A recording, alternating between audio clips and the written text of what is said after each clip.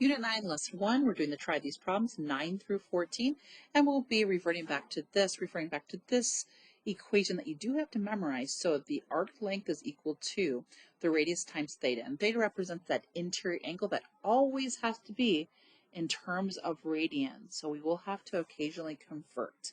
All right, let's look now at number 9. So I'm looking at number 9, and I want to know the x, the unknown, is going to be this S shape. So x equals, we have a radius of 4 times 120 degrees. Now 120 needs to be converted back in.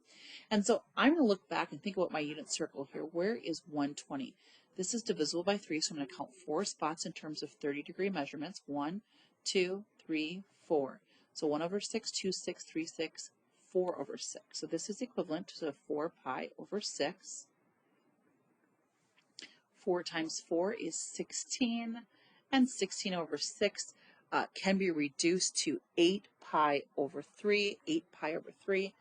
And let's go through and let's put this into measurement. So 8 pi divided by 3 is approximately 8.38. So x, this length, x is approximately 8.38, and the units would be feet. Let's look now at number 10. Okay, taking a look at number 10. So we have our basic formula here.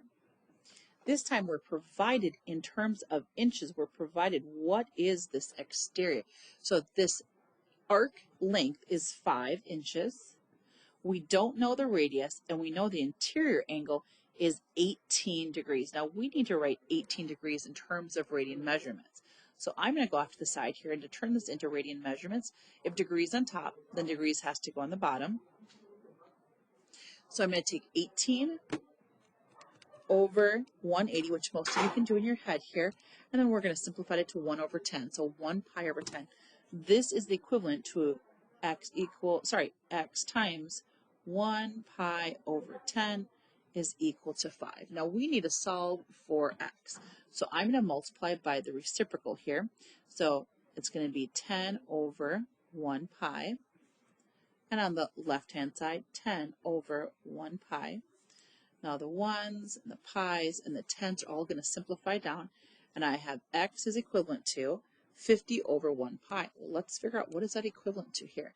50 divided by 1 pi, or 50 divided by pi. It's the same thing. Whoops, didn't mean to do that. 50 divided by pi. And we have approximately 15.92. So x is approximately 15.92 inches long.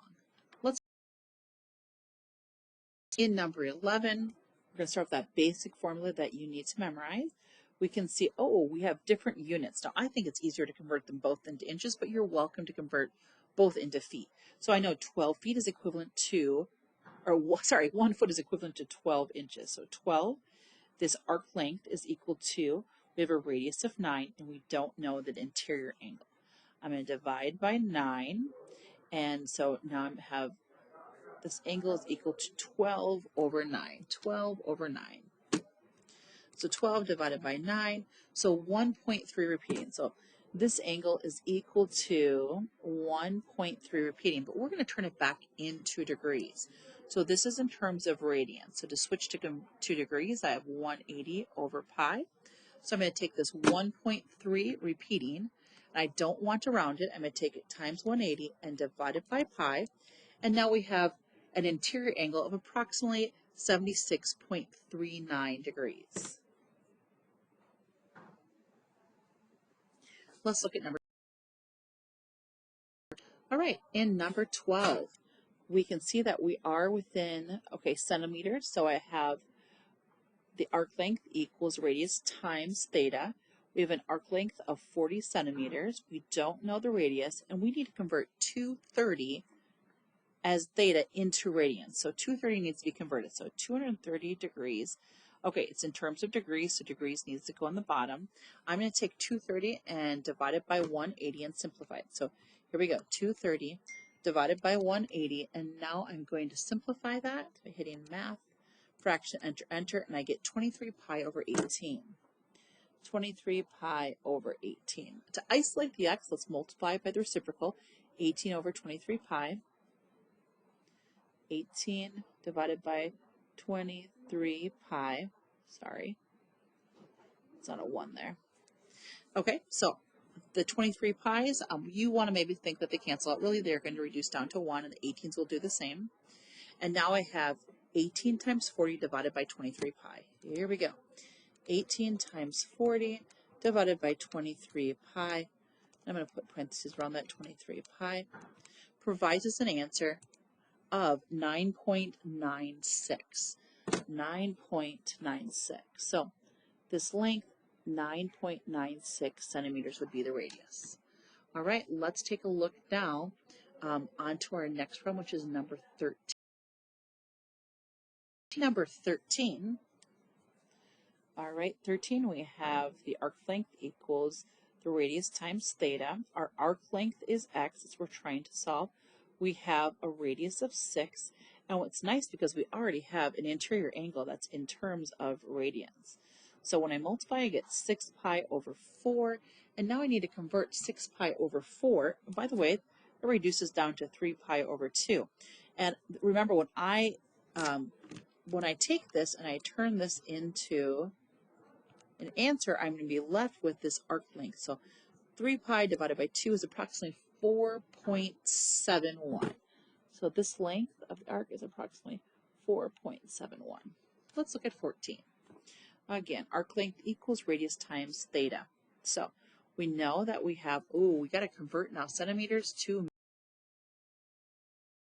1 centimeter is equivalent to 10 millimeters. So I'm going to convert this into millimeters. So if I think of this here, this is going to be 40 mms. And you could have converted them into centimeters if that's what you prefer, as long as they are using the exact same unit. All right, so this is what I have, and let's get started here. So I can see this outside is 123, and we're going to set it equal to a radius of 40, and then we have this interior angle. So divide by 40. I have 123, divide by 40, and now I need to convert, this is in radians, so 3.075, this is in terms of radians. By the way, remember, 3.14 would be 180 degrees, and so this is just slightly before 180 degrees. How do I convert this? Well, if this is in radians, I'm going to take it times 180 over pi. Take that exact amount times 180, and divide it by pi, and now let's run. So 176.18. Theta is 176.18 degrees.